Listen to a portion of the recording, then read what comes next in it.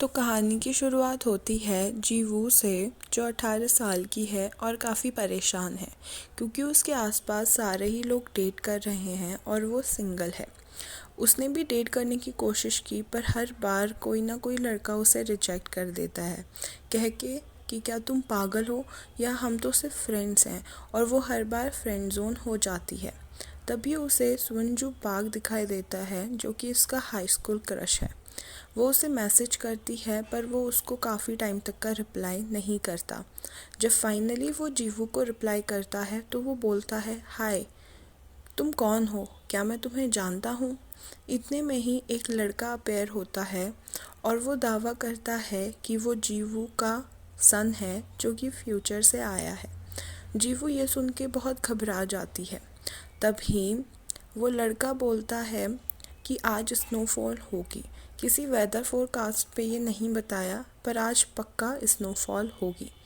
तब तक उसकी दोस्त आ जाती है और वो वहाँ से भाग जाती है। बाहर का वेदर बहुत सनी होता है और यहाँ तक कि वेदर फोरकास्ट में भी सनी दिखाया होता है। तो वूजी सोचती है कि ऐसा तो होने नहीं वाला कि बर्फ़ पड़ेगी, पर घर जाते वक्त सच में बर्फ़ पड़ जाती है। जीवू उस लड़की पर ट्रस्ट करने लग जाती है और उसे मिलने जाती है। तभी जीवू पूछती है कि मैं तुम पे कैसे यकीन करूं कि तुम फ्यूचर से आए हो और तुम मेरे ही बेटे हो।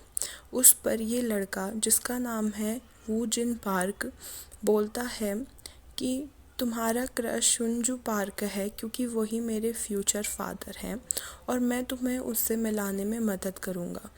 जीवू यकीन नहीं करना चाहती पर अभी वो ऐसी सिचुएशन में होती है जहाँ उसे वो जिनका यकीन करना पड़ता है। तभी वूजुन उसे तरीके बताता है सुंजू पार्क के करीब होने के। सबसे पहले वो बताता है कि तुम्हें जूस लेकर फील्ड पे खड़ा होना पड़ेगा ताकि सुंजू पार्क तुम पे फुटबॉल मारे और वो जूस तुम पर गिर जाए और सुंजू पार्क बाद में तुमसे अपोलोजाइज़ करे।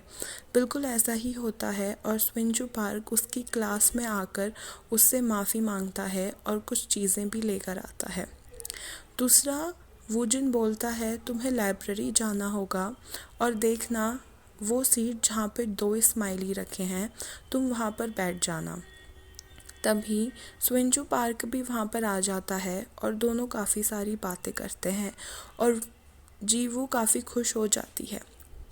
अब तीसरा एनकाउंटर वो बोलता है कि तुम लाइब्रेरी जाना और वहाँ पे तुम्हें फिर से स्विंजू पार्क मिलेगा। जब वो लाइब्रेरी जाती है वहाँ पे सच पे स्विंजू पार्क आ जाता है और स्विंजू पार्क फाइनली जीवू को डेट पे चलने के लिए प्रपोज करता है और जीवू हाँ कर देती है। वहीं दूसरी तरफ वूजिन की साइड की स्टोरी दिखाई जाती है कि वो फ्यूचर से पक्का तो आया है पर वो जीवू का सन नहीं बल्कि हस्बैंड है। वूजिन को फ्यूचर में कोई बीमारी हो जाती है जिस वजह से जीवू काफ़ी टेंस्ड हो जाती है और वो बोलती है कि मैं रिग्रेट करती हूँ मैं तुमसे मिली। इसलिए वो पास्ट में आया होता है ताकि वो खुद का और जीवू का मिलना रोक सके। इतने में ही जीवू की दोस्त एक शॉप पर जाती है जहाँ पे उसे वूजिन ही लड़का दिखाई देता है। शॉप की फ़ोटोज़ दिखाते वक्त जीवू नोटिस करती है कि ये तो वूजिन जैसा दिखता है जो कि टेसा हाई स्कूल से है। जीवू तब डेट पर जाती है स्विंजू पार्क के साथ, पर स्विंजू पार्क ज़्यादातर फ़ोन पर ही लगा होता है और जीवू को उतना अच्छा भी नहीं लग रहा होता है स्विंजू पार्क के साथ। वहीं उसके बजाय उसको वो टाइम याद आता है जब वो वूजिन के साथ टाइम स्पेंड करती थी और वो बहुत खुश थी। तभी वो वूजिन के पास जाकर पूछती है कि मैंने एक लड़का देखा बिल्कुल तुम्हारी तरह जो कि टेसा हाई स्कूल से है, वो कौन है।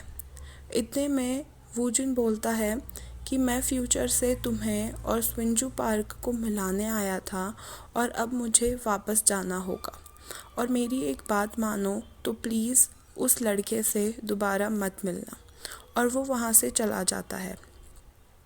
तभी जीवू सोचती है कि क्यों मुझे वूजिन की याद आ रही है।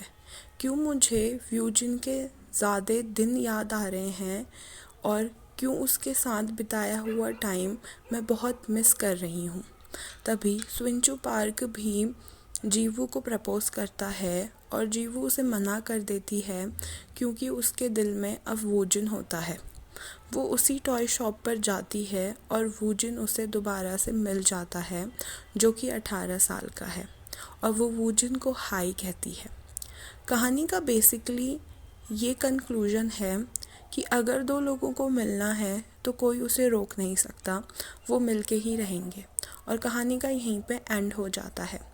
प्लीज़ मेरे चैनल को सब्सक्राइब कीजिए, मुझे सपोर्ट कीजिए ताकि मैं और ऐसे कंटेंट बना सकूं। Thank you so much. Bye bye.